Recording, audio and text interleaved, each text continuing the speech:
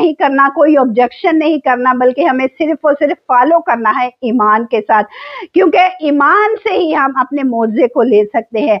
ईमान वो तार है जो कि हमारे और खुदा के दरमियान कनेक्शन को बनाती है.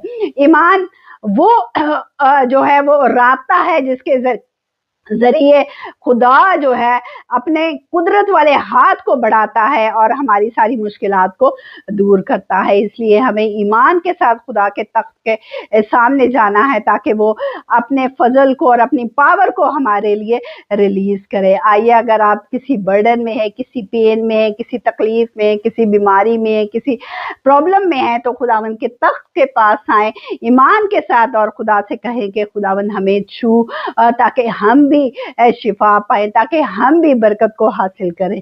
Let's pray. कुदूस मेहरबान जिंदा जलाली बाप तेरा शुक्र अदा करते हैं खुदावन के तू अपने लोगों से